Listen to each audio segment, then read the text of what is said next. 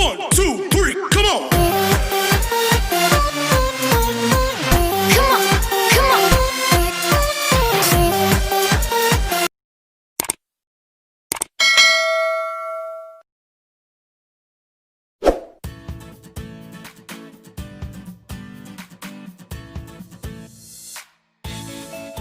Assalamualaikum warahmatullahi wabarakatuh.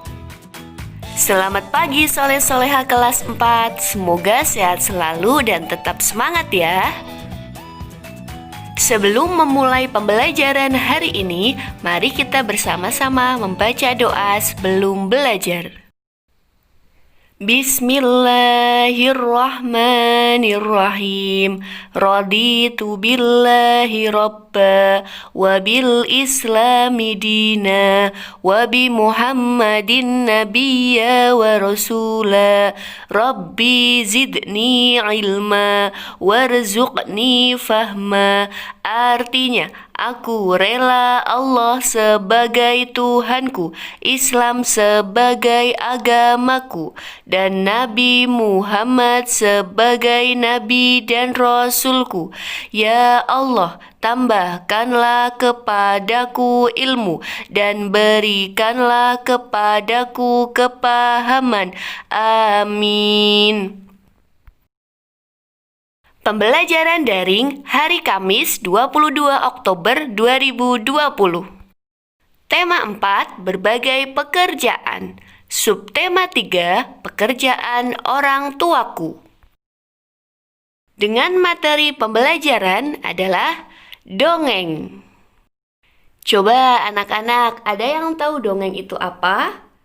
Dongeng adalah cerita hayalan atau cerita yang tidak benar-benar terjadi, serta biasanya bersifat menghibur dan mengandung nilai pendidikan. Unsur-unsur cerita dongeng. Yang pertama, tokoh. Ada tokoh protagonis, tokoh antagonis, dan tokoh tritagonis. Yang kedua, alur atau jalan cerita. Awalnya bagaimana, kemudian akhirnya bagaimana. Yang ketiga ada latar. Latar tempat, latar waktu, atau latar suasana. Nah, latar tempat di sini misalkan di hutan, waktunya siang hari, suasananya hening. Kemudian yang keempat ada pesan moral, atau yang kemarin sudah kalian belajar adalah pelajaran yang bisa diambil dari cerita tersebut. Jadi unsur cerita dongeng ada 4 poin. Nah, anak-anak kelas 4, umumnya dongeng diceritakan dengan lisan secara turun-temurun untuk mewarisi pesan moral yang terkandung di dalam cerita tersebut. Ada banyak cara untuk menyampaikan unsur-unsur dalam suatu cerita atau dongeng. Salah satunya dengan membuat peta pikiran. Peta pikiran dalam dongeng terdapat 7 poin, yaitu judul dongeng, tokoh, perilaku atau sifat tokoh, tempat cerita, awal cerita, akhir cerita, dan pesan moral cerita dongeng. Jadi, dalam peta pikiran dongeng itu ada 7 poin penting yang anak-anak harus tuliskan ketika akan membuat peta pikiran dongeng, yaitu harus ada judulnya. Judulnya apa? Kemudian tokohnya siapa saja? Sifat tokohnya bagaimana? Tempatnya, awal cerita dan akhir, serta pesan moral yang ada dalam cerita. Nah, anak soleh dan soleha kelas 4, sekarang anak-anak perhatikan dan dengarkan dongeng dari Ustadzah ya. Perhatikan dengan seksama karena nanti akan ada tugas kalian untuk membuat sebuah peta pikiran berdasarkan sebuah cerita yang kalian baca. Jadi, agar lebih memahami, kalian perhatikan dengan seksama cerita dari Ustadzah. Nanti bersama kita akan membuat peta pikirannya. Kelinci dan kura-kura. Semua hewan di hutan kesal dengan kesombongan si kelinci. Ia selalu membanggakan kecepatan larinya.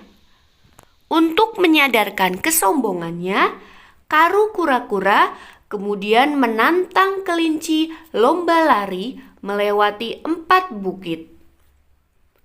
Tanpa sepengetahuan kelinci, Karu kura-kura menyuruh teman-temannya untuk bersiap di bukit pertama, kedua, dan ketiga. Sedangkan ia bersiap di bukit keempat. Pada saat lomba berlangsung, kelinci berlari sangat kencang. Namun, saat melewati bukit pertama, ia heran. Kenapa si Karu kura-kura sudah berada di sana? Begitu pula di bukit kedua dan ketiga. Si kelinci tidak tahu kalau ketiga kura-kura itu teman si Karu kura-kura. Dan si kelinci tambah kian kaget karena si Karu kura-kura sudah berada di bukit keempat dari tadi. Kelinci bingung dan malu. Kenapa si Karu kura-kura yang lambat bisa mengalahkannya? Nah, anak soleh dan soleha, tadi anak-anak sudah mendengarkan cerita dongeng dari Ustadzah tentang kelinci dan kura-kura. Nah, dari cerita dongeng ini, anak-anak bisa membuat sebuah peta pikiran. Seperti yang tadi di awal Ustadzah jelaskan, peta pikiran itu ada 7 poin yang anak-anak harus cermati. Yang pertama itu harus ada judulnya. Dari cerita ini judulnya apa? Kemudian tokoh yang ada dalam cerita, baik itu ikut berperan atau hanya tokoh pembantu, itu harus disebutkan semuanya. Kemudian ada sifat tokoh atau perilakunya. Semuanya disebutkan atau hanya tokoh utama saja yang anak-anak sebutkan sifatnya.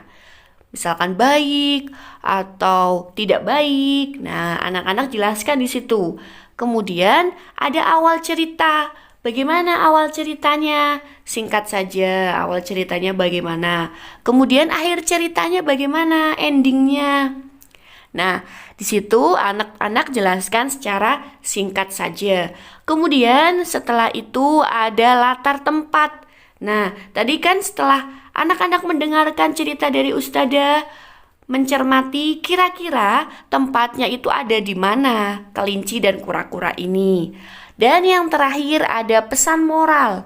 Pesan moral apa yang anak-anak dapatkan dari cerita ini yang anak-anak bisa terapkan dalam kehidupan sehari-hari. Jadi sama-sama ya, nanti kita akan membuat peta pikirannya. Nah, anak soleh dan soleha, berikut ini adalah contoh peta pikiran berdasarkan cerita dongeng yang tadi Ustadzah bacakan. Yang perlu anak-anak ingat, ketika akan membuat peta pikiran itu harus mencakup 7 poin. Yang pertama judul, yang kedua tokoh, yang ketiga sifat tokoh, yang keempat tempat, yang kelima awal cerita, yang keenam akhir cerita, dan yang ketujuh adalah pesan moral. Contoh peta pikiran berdasarkan cerita kelinci dan kura-kura. Judulnya adalah Kelinci dan Kura-kura. Tokohnya ada 2 ya anak-anak, yaitu kelinci dan kura-kura.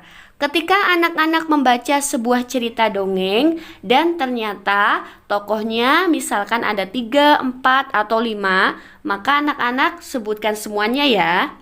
Yang selanjutnya adalah sifat tokoh.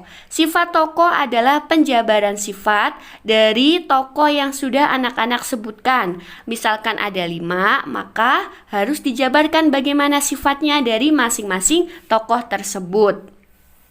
Dari cerita kelinci dan kura-kura, tokohnya kan ada 2, kelinci dan kura-kura. Sifat dari kelinci adalah sombong dan sifat dari kura-kura adalah pantang menyerah. Kemudian tempat cerita. Tempat cerita dari cerita kelinci dan kura-kura adalah di hutan. Di sini anak-anak perlu mencermati ya, kira-kira dari cerita tersebut itu ada di mana tempatnya. Nah, yang selanjutnya adalah awal dan akhir cerita. Nah, ketika anak-anak menyebutkan awal cerita dan akhir cerita, tidak perlu ditulis panjang lebar, jadi tidak perlu sangat panjang. Cukup 1-2 kalimat saja cukup. Yang penting jelas.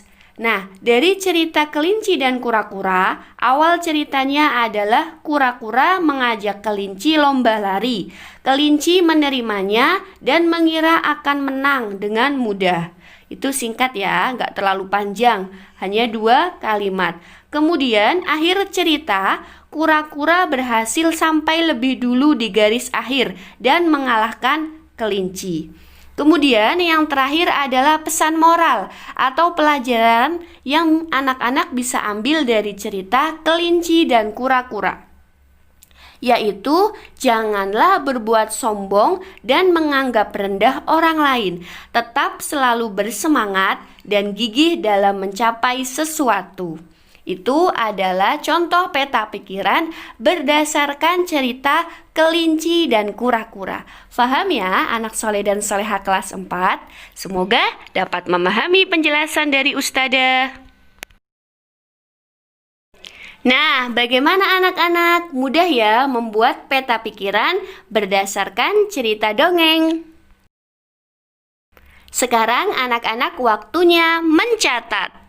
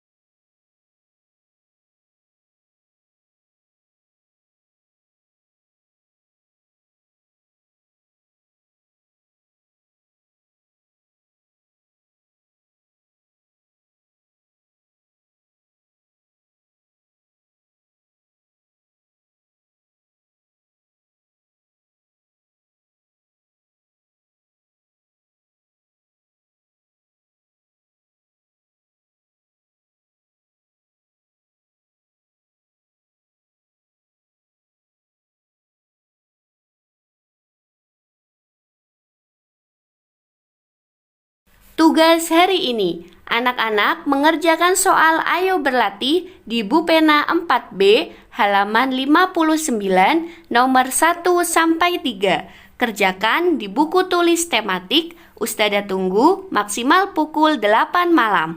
Semangat mengerjakan anak soleh dan solehah. Sebelum pembelajaran tematik hari ini ditutup, mari kita bersama-sama membaca doa kafaratul majelis. Subhanakallahumma wa bihamdika asyhadu an la ilaha illa anta astaghfiruka wa atubu ilaik. Amin amin ya robbal alamin. Ustadzah ucapkan terima kasih kepada anak-anak yang sudah memperhatikan video penjelasan dari Ustadzah tentang dongeng. Tetap selalu semangat. Wabillahi taufiq wal hidayah. Wassalamualaikum warahmatullahi wabarakatuh.